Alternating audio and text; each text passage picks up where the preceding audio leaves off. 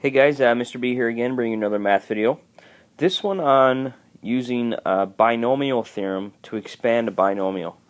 So you've probably done, maybe a couple sections on combination permutations, and you've got to this last section, and you've started to expand binomials using binomial theorem, Pascal's triangle, and things like that. So in this, sort of the relationship between combinations and binomial theorem is that we can find the coefficients of our binomial expansions by using combinations. So a lot of times you'll see in textbooks this formula written out. So you have x plus y to the n. So x and y could be anything. It could be x plus 2, a plus b, 2x minus 3y. It could be anything, right? So those are just placeholders, variables. They could be anything. But the beauty of binomial theorem is that if you have a really large exponent, say to the 4 or to the 5, you don't have to get caught up in all this really intense algebra. You can sort of rely on the binomial theorem to work out these things. So binomial theorem looks like this. So if you're given a binomial x plus y to the n, you can find this expansion by using this little guy. So n choose 0. So whatever n is, that's going to be the first number in my combination. So n choose 0. So I call it n choose 0. Some people don't say that, but that's how I like to say it. N choose 0, x to the n, and then y to the 0. A lot of people don't write y to the 0, but I do, just to emphasize the point. And then what ends up happening is the x exponent starts to drop and the y exponent starts to go up. So the next combination is n choose 1, x to the n minus 1, and then y goes up, y to the 1. So eventually you get all the way to the end of this guy where you have n choose n. So whatever that value of n is, those are match. And then it's going to be x to the 0. So you've subtracted n times. So it'll be n minus n. That's where the 0 comes from. And then it'll be y to the 0. Or y to the n, sorry. So you'll get to the point where you started with x to the n, and then you end up with y to the n. These exponents always have to add to your n value, for the most part. So, for the most part. Alright, so let's actually see an example. And again, I don't write this out when I'm doing it, I just think about it. So in a case like this, your exponent is your n. So n is 3. So my first expansion is going to be, so it's n choose 0, so 3 choose 0. Actually, opposite way around. 0 choose 3. 0 choose 3. Nope. Crap. 3 choose 0. I was right the first time. And then we have my x, so x to the 3. I like to use brackets because I could have lots of things in here besides x, just like I'm going to have here for the y. And negative 3y to the 0. So that's my first term.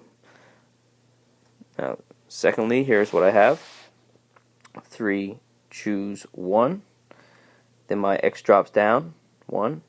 So x squared. And then my y goes up 1. So negative 3y to the 1. Now I don't have a ton of space here, so I'm going to have to sort of go over this way. So if you're working in an exercise notebook, work all the way across the page. Plus 3 choose 2. And that's x drops down an exponent again, so now I'm just at 1. And the y raises up to 2. So I still always add the 3 here. And then plus 3 choose 3. And then that's x to the 0, negative 3y to the 3. So, what I need to do from all this is calculate my, my actual values for these combinations. So you can rely on your calculator to do that for you. 3 choose 0, of course. That's just 1. So I'm left with x cubed times. Now we have to be really careful that anything to the exponent 0 is 1. So really, I don't even need that. So I'm just going to erase it. So anything to the exponent 0, so this guy right here is equal to 1. Plus, so I got 3, choose 1. So there's only 3 ways to do that. So 3 times x squared, so that's x squared. And then I have negative 3 to the 1, so negative 3y. Plus 3, choose 2. So again, there's only 3 ways to do that. So 3x, and then negative 3y squared. So that's 9y squared. We have to make sure that we square the 9 as well. So that's really, really important that you want to do that.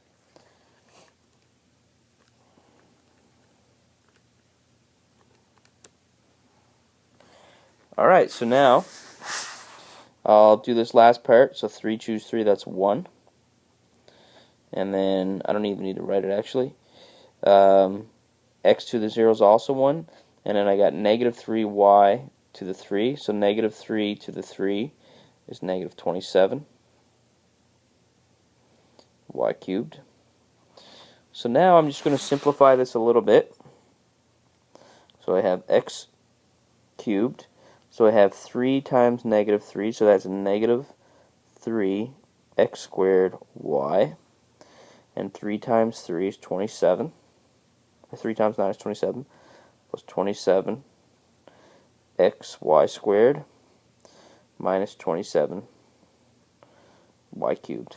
So there's my binomial expansion. So it's a little bit of a long process. It can be a little bit cumbersome, especially if you have you know, a larger exponent. But it's certainly a lot easier than doing all the algebra, you know, FOIL or distribution or something like that. Why don't we have a quick look? I'll just set up another one for you. Let me see if I got an example here. So this little guy right here. So y over 2 plus 1 to the 4. So how this guy would get set up, I'm going to try to write this one a little bit smaller. So my n this time, n is equal to 4. So it would be 4, choose 0, y over 2 to the 4, 1 to the 0. And then my first term is going to drop down in exponent. My second term is going to go up in exponent. So it would be 4, choose 1. And then that's y over 2 cubed, y to the 1, plus 4, choose 2, y over 2 cubed, y to the 2. And you get the message. So it continues on like that. So then I would work each one of these out individually, and then you could easily get your binomial expansion. So it does get a little bit trickier when you have more complicated things for your x and your y, but overall you just take your time, do the algebra, and then you'll get something to work out. So I hope this helps, guys.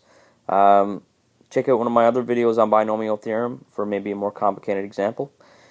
Thanks for watching. Please subscribe. See you guys in class.